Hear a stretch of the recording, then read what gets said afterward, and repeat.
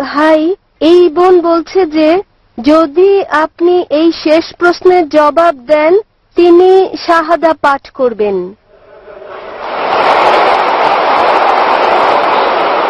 প্রশ্ন করুন।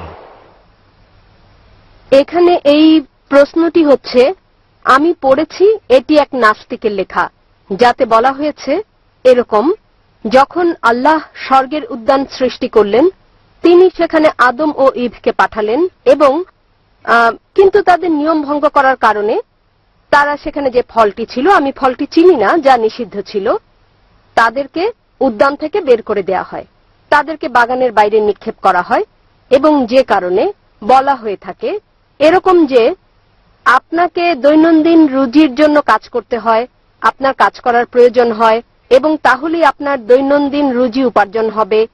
এরকম এটাও বলা হয় যে নারী তাদের গর্ভধারণে বেদনা বাড়বে। এটা এখন পর্যন্ত একই ঘটনা ঘটছে। আমাদের কঠোর পরিশ্রম করতে হবে, আমাদের সংগ্রাম করতে হবে, দৈনন্দিন রুজির জন্য আমাদের প্রয়োজনীয় সবকিছু করতে হবে। এবং একই জিনিস নারীর ক্ষেত্রেও, যেমন তারা গর্ভধারণে মারা যাচ্ছে, যদি তাদের বেদনা বৃদ্ধি পায়, কেন তাহলে আল্লাহ নিজেই তাদেরকে এত নির্মম কষ্ট দিয়ে যাচ্ছেন? আজ পর্যন্ত তারা একই রকম শাস্তি পাচ্ছে। অন্য মানুষকে ক্ষমা করার একটা দৃষ্টান্ত এটা কিভাবে হতে পারে যখন আল্লাহ নিজেই ক্ষমা করেননি অথবা আমাকে সঠিক পথে চালাননি? বোন অত্যন্ত সুন্দর একটা প্রশ্ন করেছেন।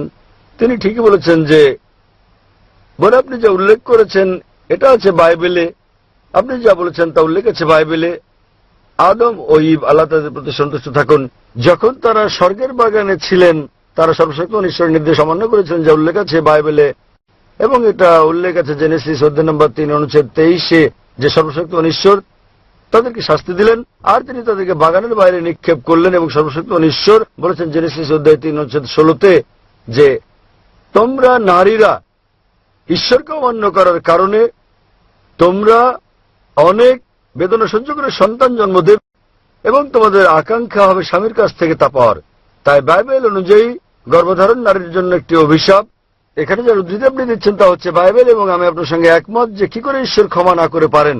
খ্রিস্ট ধর্মে সম্পূর্ণ দোষ বাইবেলে দেওয়া হচ্ছে নারীর উপর। ইভ ইভ ইভ আল্লাহ তার উপর সন্তুষ্ট থাকুন। আপনি পড়ে দেখবেন কোরআন এমন একটি জায়গাও নেই কোরআনে যেখানে দোষ কেবল ইভের উপরে দেওয়া হয়েছে। আদম ও ইভ উভয়কে সমানভাবে দোষী করা হয়েছে। আল্লাহ তাদের উপর সন্তুষ্ট থাকুন।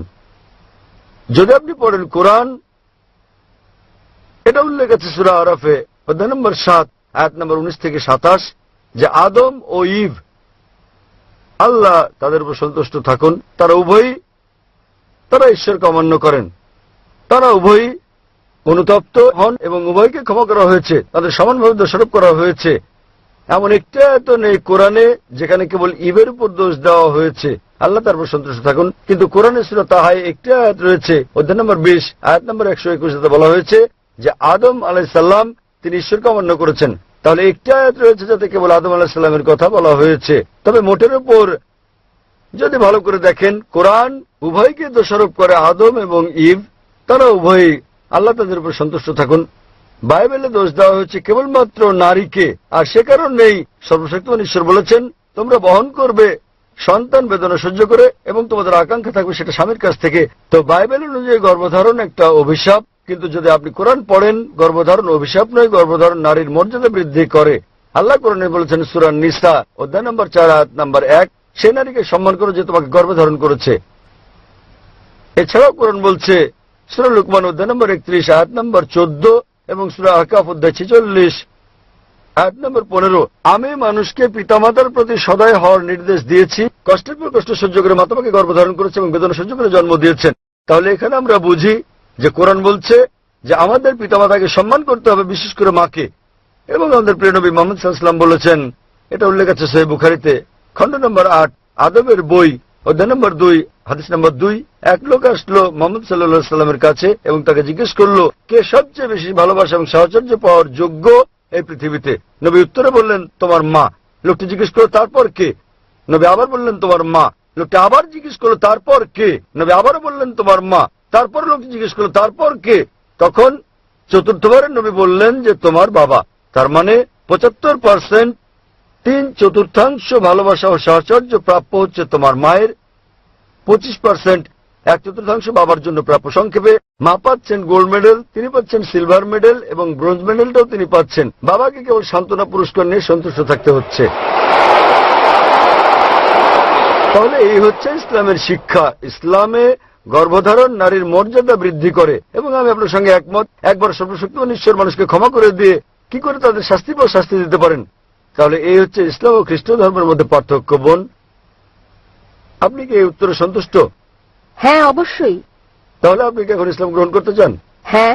আপনি কি বিশ্বাস করেন ঈশ্বর হচ্ছেন একজন? হ্যাঁ, বিশ্বাস করি। আপনি কি বিশ্বাস করেন যীশু খ্রিস্ট হলেন ঈশ্বর? না। আপনি কি বিশ্বাস করেন নবী মোহাম্মদ সাল্লাল্লাহু আলাইহি সাল্লাম সর্বশেষ ও চূড়ান্ত পয়গম্বর?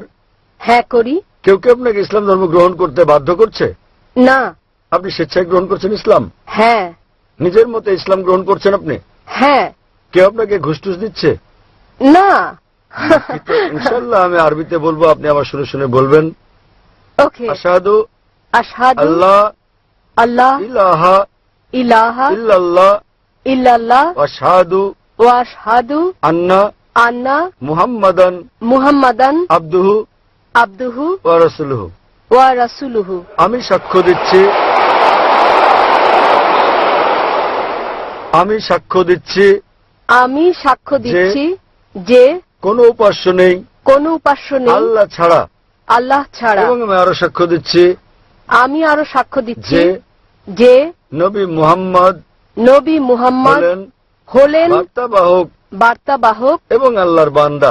এবং আল্লাহর বান্দা। মাশাআল্লাহ, আপনি এখন মুসলিম, এবং আমি আল্লাহর কাছে দোয়া করি আল্লাহ যেন আপনাকে পথ দেখান এবং আপনার পরিবারের সদস্যদের পথ দেখাতে সাহায্য করেন। এই দুনিয়া আপনাকে উত্তম জীবন দান করেন এবং একই রকম পরকালও, এবং ইনশাআল্লাহ আপনাকে জান্নাত দান করুন।